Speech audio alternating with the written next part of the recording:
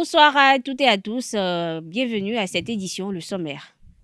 Le gouvernement du Bénin et les États-Unis d'Amérique, à travers le Millennium Challenge Corporation, ont tenu du 8 au 12 août dernier à Washington un atelier de négociation devant déboucher sur la signature de l'accord de don du compact régional Bénin-Niger. Des détails dans un instant.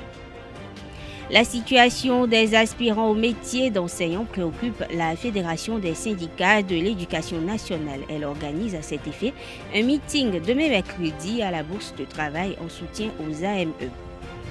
Plusieurs personnes risquent de contracter des maladies pendant la saison pluvieuse qui a déjà démarré. Pour lutter contre ces maux, un environnementaliste donne des conseils. Plus de précisions dans cette édition.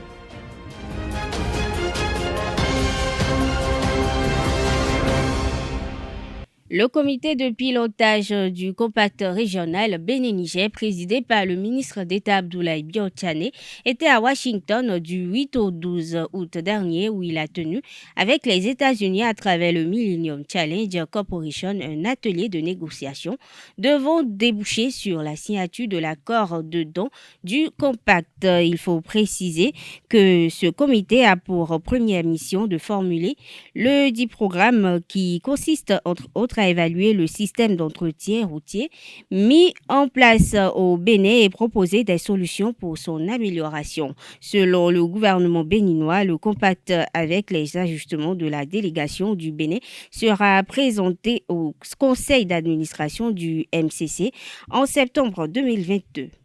Lors de sa récente sortie sur l'émission Carte sur table de Océan FM dimanche 14 août dernier, l'ancien député Guy Mitokbe s'est prononcé sur sa prochaine destination politique. Il annonce être en discussion avec des responsables de formations politiques, dont deux principalement de l'opposition qui lui font la cour tels que les démocrates et une autre formation politique. Il dit s'être rendu compte que la posture qu'il avait adoptée au sein du Parlement était une posture de conviction, chose qu'il n'a pas changée et qu'il ne changera pas de sitôt. Des sources concordantes, Guy Mitokbe fera son adhésion au parti d'opposition, les démocrates.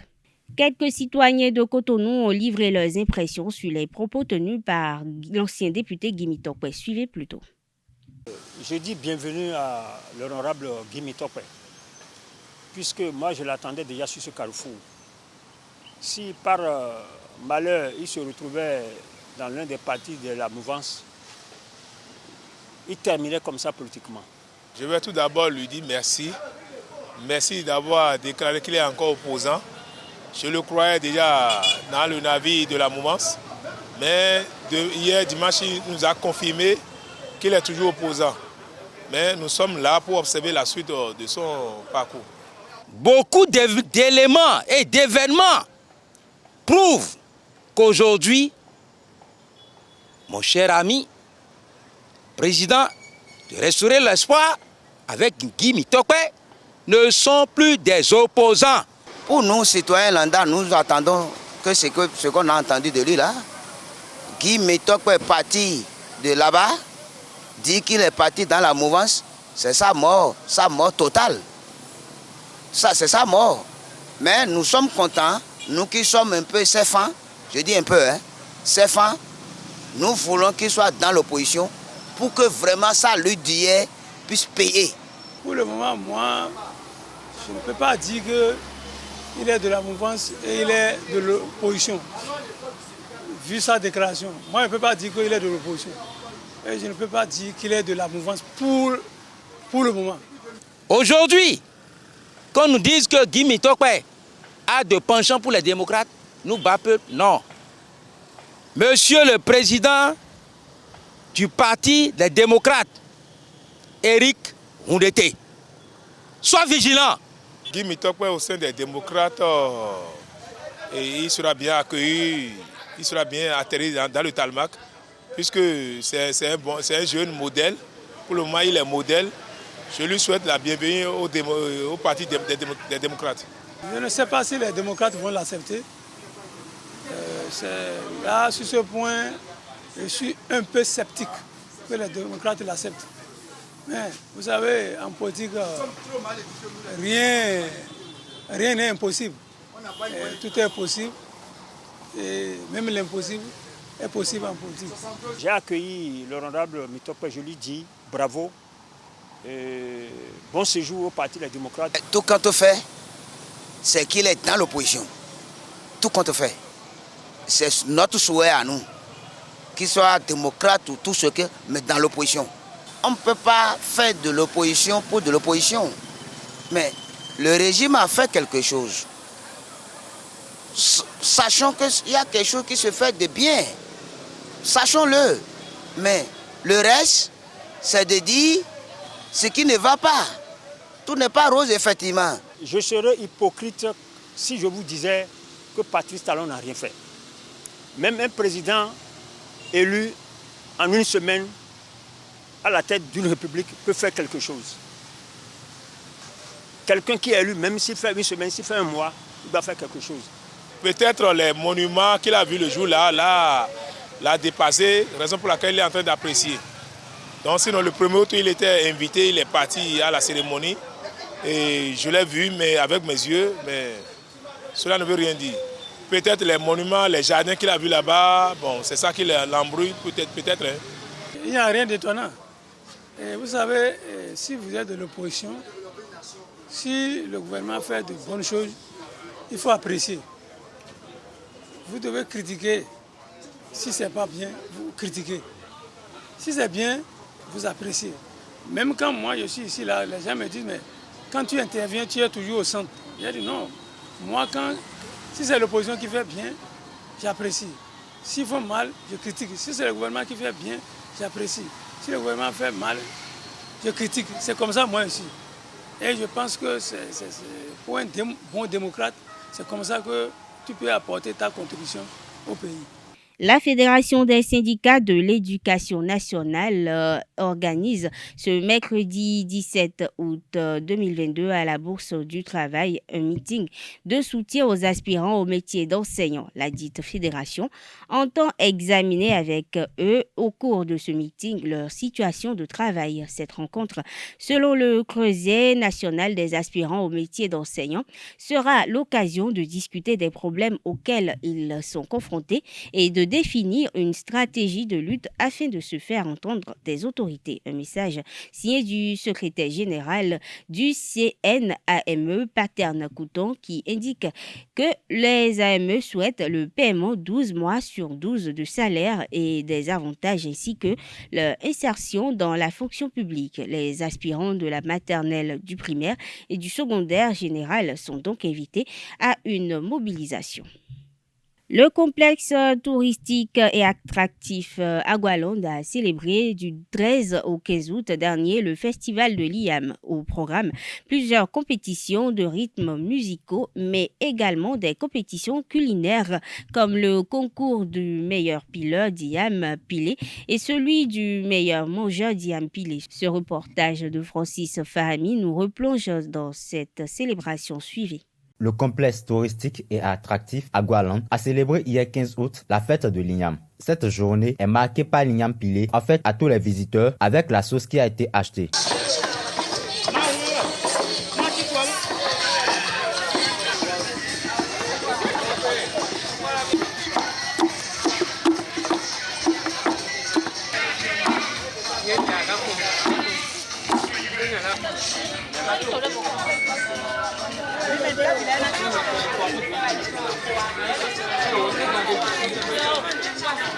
Au sommaire de cette célébration, des prestations artistiques avec des airs musicaux culturels tels que le tchenkoumé et autres.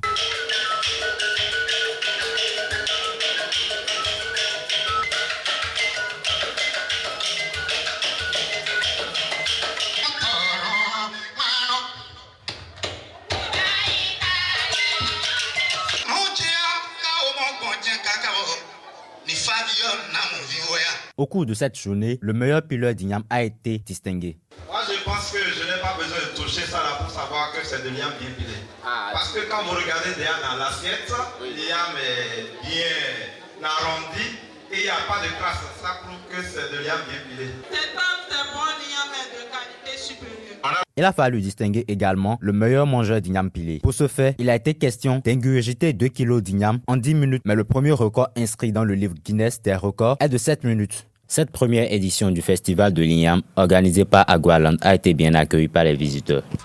C'est une très bonne initiative pour pouvoir associer tout le peuple béninois et tous les visiteurs du Bénin d'ailleurs à la fête du 15 août, qui est la fête de l'igname, qui se célèbre généralement dans les collines.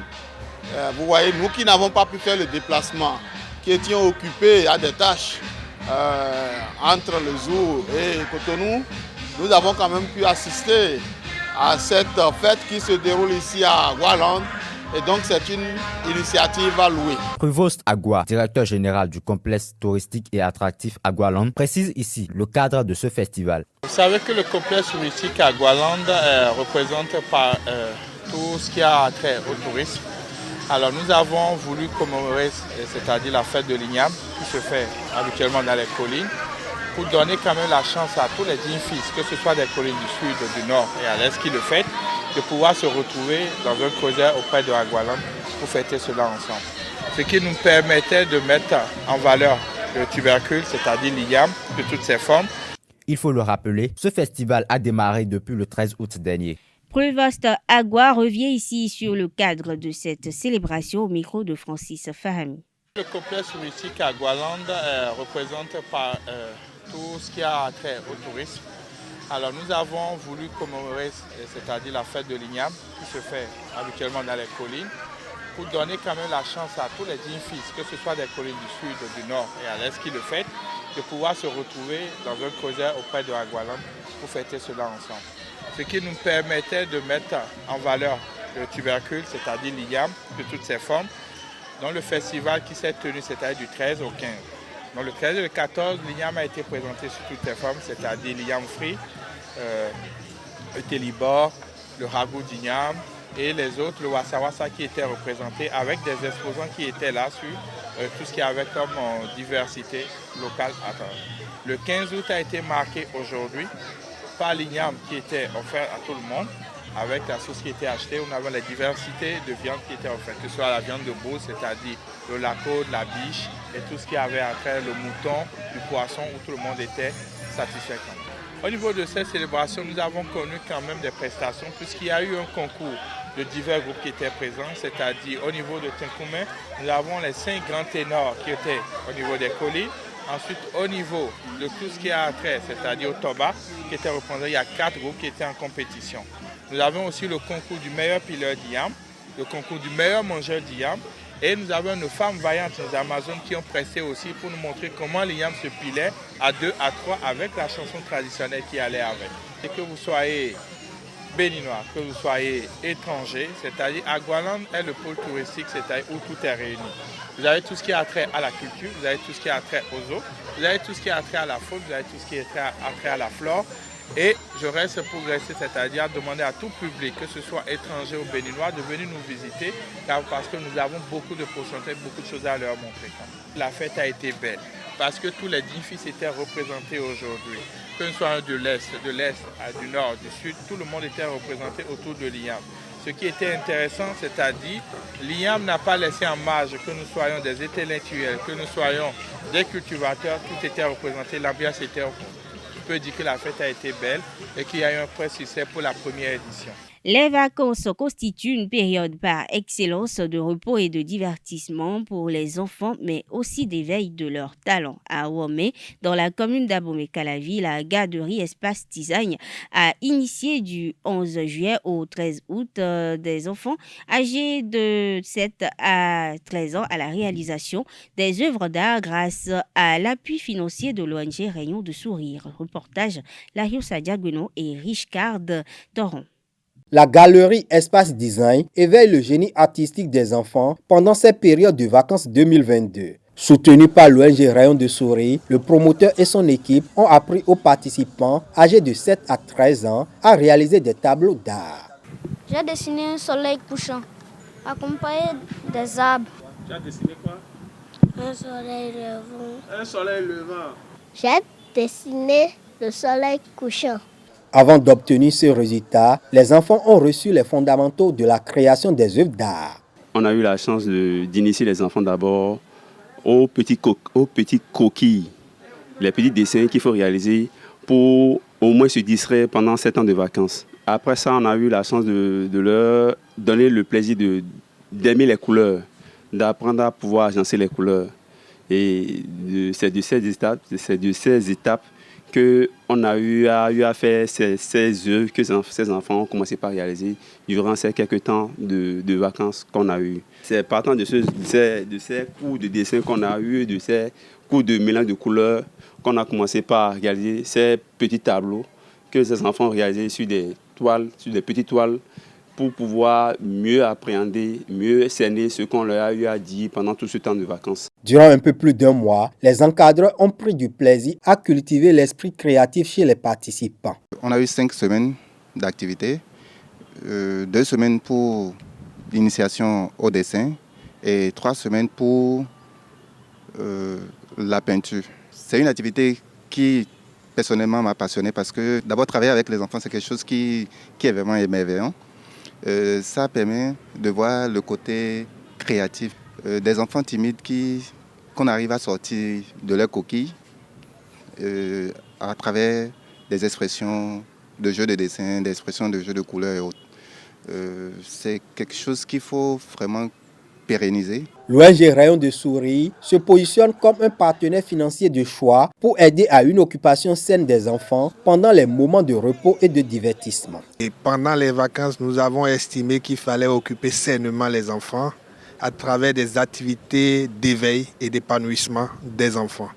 C'est justement à cet effet que quand le promoteur de l'espace nous a dit qu'il avait une activité comme ça et qu'il voudrait que nous puissions l'accompagner, nous n'avons pas hésité, nous n'avons pas moyenné nos efforts pour pouvoir accompagner, subventionner justement cette activité afin qu'il soit accessible à tous les enfants et à toutes les couches de la population afin de stimuler la créativité chez les enfants. Nous restons disponibles à accompagner toute personne qui voudrait inscrire son enfant à tout atelier de dessin et de peinture, à nous contacter grâce à nos différents canaux de communication. Nous sommes disponibles et nous sommes prêts à les accompagner et à leur proposer des solutions les plus adaptées à l'âge de leurs enfants. Les parents mesurent l'apport de cette initiative dans l'éducation de leurs enfants. En premier lieu, je voudrais saluer cette initiative. C'est vraiment une bonne initiative car elle fait sortir les enfants de la maison. Ça les éloigne des écrans tout le temps pour les vacances. C'est le premier intérêt que je vois à cette initiative.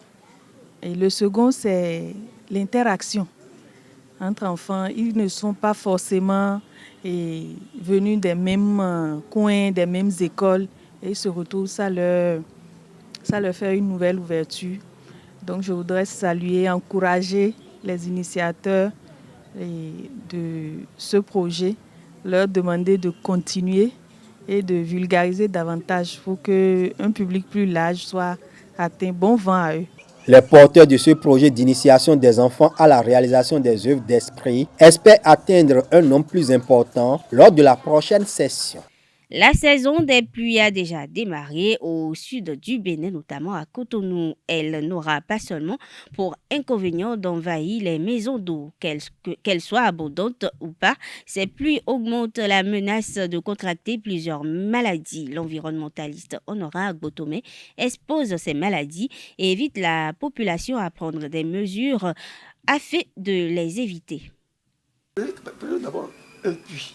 Un puits que les gens ne puissent pas. Vous allez voir que par la suite, ces puits vont laisser des verdâtres. Quand vous puisez par ça, les verdâtres. À plus forte raison, ces eaux stagnantes qui se retrouvent dans la maison, c'est des eaux qui sont souvent source de gîtes lavaires, de la prolifération, non seulement donc des moustiques et des microbes. Tu vois, non? Et bon nombre donc, de ces insectes nuisibles donc, viennent de là.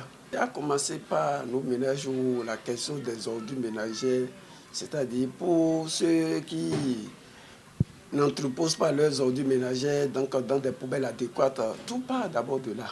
L'autre chose, ils laissent parfois les enfants patauger non seulement donc dans l'eau, ce qui crée d'énormes problèmes, d'énormes dépenses pour la famille. Donc ce sont ces genres de choses et également leur façade, leur entourage, ils doivent quand même l'entretenir pour que ces environnements soient dans une état de salubrité pour que l'eau ne vienne pas stagnante s'ajouter à eux pour créer ces gîtes lavaires ou la prolifération de ces moustiques. Parlant de la saison pluvieuse, donc c'est une saison pendant laquelle nous invitons la plupart de nos populations à adopter des comportements pour maintenir leur environnement dans une certaine salubrité, propreté pour éviter des maladies. Puisque quand la salubrité, c'est-à-dire l'eau, quand les maisons ou l'environnement est sale, ajouter à l'eau, ça crée de nombreux problèmes de dysenterie, de choléra, de fièvre et autres, donc, et de la prolifération des gîtes lavaires. C'est pourquoi nous invitons plus nos populations à la question de la propreté de leur environnement et de tout leur entourage. C'est surtout cela. La ville de Komé retourne sur les traces de son fondateur. Les descendants de la collectivité Gandé Sihon, une branche du fondateur, se sont retrouvés les 13 au 14 août pour remonter les traces de leur origine. Le compte rendu de cette célébration avec Carles Kitome.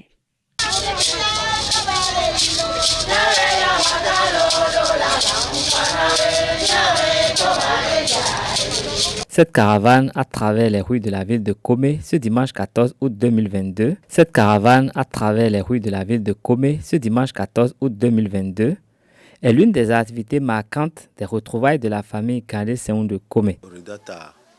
Retrouvailles de toutes les filles et tous les fils de Tana Gandé Sihon. Et Micholo redate. Donc, le 2021 va y s'en voir Covid de Vanan et mi moti duo. Va mi pas opportunité de vacances monyo. Et mi tro wede outé alaka et mi le chov. Va djegbe. Tous les descendants de cette collectivité sont venus de toutes les contrées du Bénin pour y jouer leur partition. Mio achebe mio mile. Achebe mile Gandé Sihon eji miato. Que dit miato usua ama toni nyɔnu onyi ame andre wale gbeben keke mea usu ɖeka ekɔtɔ le nyame dodome yenyi miatɔ mia tasiawo ya wa ame etɔ̃ ekɔtɔ mia viwo mia mi sugbɔ. Même les pays voisins étaient représentés à cette première édition de cette festivité.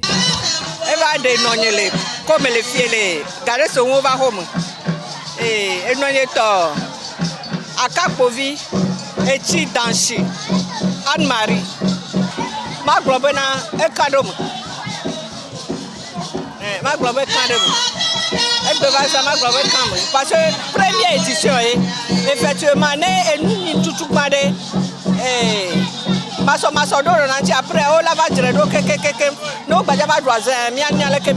Ces retrouvailles répondent parfaitement aux aspirations de leur aïeul Tana Gandé Sihon, l'une des branches fondatrices de la ville de Komé.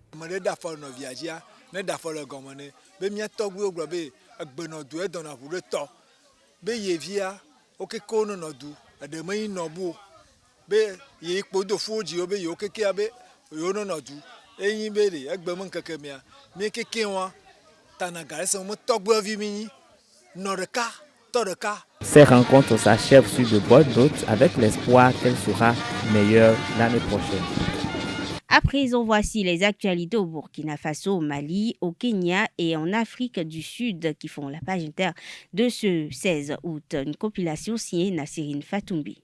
Burkina Faso, 2 organisations de la société civile ont dénoncé par communiqué le week-end dernier des sévices commis par l'armée début août dans la localité de Tougouri dans la région centre-nord du pays. Selon le collectif contre l'impunité et la stigmatisation des communautés et l'Observatoire de la dignité humaine, entre 40 et 50 civils auraient été exécutés par les forces de défense et de sécurité burkinabè et des volontaires pour la défense. Les 2 organisations dénoncent des arrestations et exécutions extrajudiciaires judiciaire qui cible surtout la communauté peuple au nom de la lutte contre le terrorisme. Au Mali, les derniers soldats français présents dans le cadre de l'opération Barkhane ont quitté le pays et sont désormais repassés au Niger, a affirmé l'état-major des armées françaises. Dans un communiqué, la présidence affirme que le déploiement des forces françaises a été effectif ce 15 août 2022. Après 9 années de présence, la force Barkhane n'est plus présente au Mali. Un convoi d'une cinquantaine de véhicules blindés composés en majorité de légionnaires et des troupes de marine parachutistes du groupement a quitté Gao avant de franchir les 200 km qui séparaient le camp de l'armée française de la frontière nigérienne. Kenya, le président de la commission électorale kenyane Wafula Chebukati a déclaré William Ruto vainqueur de la présidentielle avec 50,49% des voix ce lundi 15 août à Nairobi malgré le rejet des résultats par 4 des 7 membres de l'organe qui dirige dans la vice-présidente. Le chef élu s'est exprimé, fraîchement annoncé vainqueur, apparaissant souriant. William Ruto a promis dans un discours de travail avec tous les leaders politiques du Kenya. L'ex-président sud-africain condamné en juillet 2021 à 15 mois de prison ferme mais libéré pour des raisons médicales après seulement 2 mois d'incarcération se bat pour ne pas être renvoyé en prison. Ce lundi 15 août, Jacob Zuma a demandé à la justice l'annulation d'une décision qui réclame son renvoi derrière les barreaux. Jacob Zuma est notamment poursuivi pour corruption dans le cadre d'un contrat d'armement avec l'industriel français Thales dans les années 90. Le procès de cette affaire est reporté au mois d'octobre. La dernière journée de la phase nationale groupée de handball a été disputée le 13 août dernier au Hall des Arts et Loisirs de Cotonou.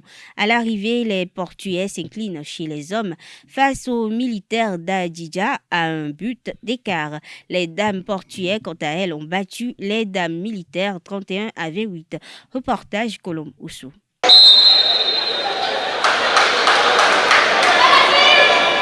Clap de fin sur la phase nationale groupée de handball. Pour cette ultime journée, les dames de l'ASPAC ont maîtrisé comme d'habitude Adidja Handball Club. Les protégés de Jean-Luc Assogba se sont imposés 31-28 face aux militaires dames. Du côté des hommes, cette 5e journée a été fatale pour les Portugais. ASPAC Hommes a perdu sur le score de 27-28 face à Adidja. Au terme de cette phase 2 du championnat pro de handball, ASPAC Hommes finit 3e avec 7 points plus 13 et les dames portugais terminent leader avec 6 points plus 36. Le regard est désormais tourné vers la dernière ligne droite du championnat, les playoffs.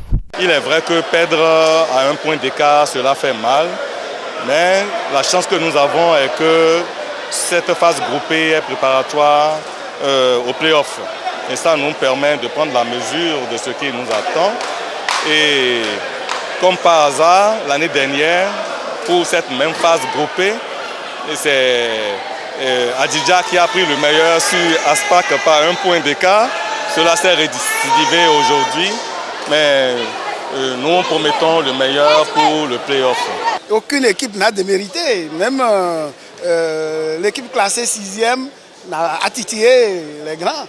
Et vous avez vu, Flores a été battu par ASPAC, Adidja a battu ASPAC. Finalement, les équipes qui se classent souvent en premier, deuxième et troisième, aujourd'hui on ne peut plus dire qui est premier, qui est deuxième, qui est troisième. À la fin des matchs de cette 5e journée, les entraîneurs ont donné leurs appréciations sur ce nouveau format du championnat et font le bilan de cette 2e phase groupée de la Move Africa League Pro de handball. Ils sont au micro de Colombe Oussou. En tant que sélectionneur, je vous dirais que cette phase a montré un niveau très élevé. Toutes les équipes sont relevées, toutes les équipes. Ce qui permet au handball béninois de prendre de la hauteur. Et aucun match n'est gagné d'avance, c'est ce que j'ai constaté au niveau de cette phase. Tout le monde a évolué dans le jeu et je pense que c'est bien pour le handball béninois et ça annonce de bonnes choses pour la phase finale. Les joueurs ont respecté les consignes et ce qu'on a noté de plus, c'est l'engagement, la volonté de mieux faire. Ce qui n'a pas été le cas totalement chez nous à ASPAC. Ce championnat a été éprouvant. Au fur et à mesure que nous évoluons, il faut reconnaître que les équipes perdent ou bien laisse tomber des plumes. Et surtout le match que nous avons livré contre Floros a été un match très éprouvant et cela a fait que les joueurs n'ont pas su récupérer jusqu'à présent. C'est une phase où il faut se donner pour être qualifié pour les playoffs. Donc par rapport à ça, bon, on a fait un travail, ça nous permet d'évaluer le travail que nous avons fait. S'il faut revoir les copies, s'il faut revoir les tactiques, s'il faut revoir les manières de jouer, cette phase nous a permis de le faire et revoir nos objectifs. Cette phase est le complément de la phase de la mise en jambe. Elle nous permet de réorganiser les équipes désormais par poule. Donc c'est la suite de la première phase pour continuer de tester ce que nous avons commencé par préparer au sein des équipes. Donc nous profitons de cette phase pour voir ce qu'il reste à régler afin de revenir pour les playoffs. Donc s'il faut parler de satisfaction, je dirais oui, satisfait. Je les ai vus s'exprimer. J'ai pu relever ce qui va, ce qui ne va pas. Et ça me permet désormais de véritablement m'affûter pour l'autre phase. On a remarqué cette année qu'il y a eu plus de force en défense. Ça a toujours été comme ça. C'est une dialectique entre l'attaque et la défense. Il arrive des saisons où on sent l'attaque plus forte. Donc, la saison qui suit ou les phases qui suivent, on essaie d'améliorer un peu l'attaque pour qu'elle s'adapte à la défense. Cette fois-ci, c'est la défense qui est en train de prendre le dessus. Donc c'est sûr qu'avant l'autre phase, chaque entraîneur essaiera d'améliorer l'attaque en agissant surtout sur l'amélioration en passe réception. Parce que c'est là où il y a plus de problèmes. La phase qui vient désormais sera plus stratégique qu'une phase de jeu ouverte comme celle-ci a été. Donc, je vous dirais, le jeu reste ouvert pour toutes les équipes. Et vous serez surpris. L'arbitrage béninois a retrouvé une certaine santé sur l'échiquier du football continental et international ces dernières années. Louis Rouyandandé, Rafiouli Gali et Fariabio Bangana sont entre autres le fer de lance de cette nouvelle génération d'arbitres internationaux. Derrière ce regain de forme, un travail se fait depuis 2018 par la commission des arbitres de la Fédération béninoise de football. Francis Kotok-Bian, son président, dresse le bilan des 4 années passées à la tête de cette entité de la FBF. Pour ces gens d'appréciation, il faut que ce soit les autres qui vous apprécient. C'est les autres qui doivent savoir qu'il y a eu du mieux ou pas. Mais toutefois, nous-mêmes, nous sommes des hommes et nous pouvons observer. Et si les gens doivent être honnêtes, c'est que l'arbitrage a quand même évolué substantiellement. Et nous venons de très loin, les arbitres eux-mêmes le disent. Et il n'y a plus de pression. Moi, je peux mettre la main sur le cœur qu'il n'y a pas de pression pour que l'arbitre change le résultat d'un match. C'est d'abord ça le vrai problème. Sinon, comme je le dis, physiquement, techniquement, on peut être au point. Mais le côté moral, le côté conscience, c'est individuel. Ça, ces arbitres sont des hommes comme nous. Ils sont capables de tout. Et nous travaillons pour que, de façon consciente, que les arbitres puissent vraiment être corrects afin qu'ils ne fauchent pas les résultats des matchs. Nous ne cessons pas de le dire à toutes les occasions que nous rencontrons, pour le dire de façon technique. Depuis que je suis le président de la commission des arbitres, toutes les formations offertes par la FIFA ou la CAF, surtout la FIFA, on n'a raté aucune formation. Et ce n'est pas toujours comme ça partout ailleurs. Quand les instituteurs FIFA arrivent, ils nous le disent. Ils disent, mais vraiment, félicitations Bénin. Toutes les formations offertes durant toutes les années, le Bénin n'a raté aucune formation. Je pense que nous sommes plus ou moins satisfaits de ce que nous avons constaté comme évolution au niveau de l'arbitrage. C'est le lieu de remercier le gouvernement du président Talon et particulièrement le ministre Oswald Aboumeki pour le fait que le gouvernement ait décidé à partir de la saison prochaine payer, donner un salaire à tous les arbitres. C'est de ça qu'il est question. Il y a beaucoup d'arbitres qui, dans la vie civile, pratiquement n'ont pas un métier subséquent. Et du coup, ils ne vivent que des prestations que la fédération leur verse après des matchs. Maintenant qu'ils auront un salaire, je crois que les conditions de travail sont réunies à peu près pour qu'ils aient une bonne prestation. Maintenant, pour ce qui concerne les formations à l'extérieur, effectivement, on a beaucoup d'arbitres qui sont en instance de départ pour suivre des formations à l'extérieur.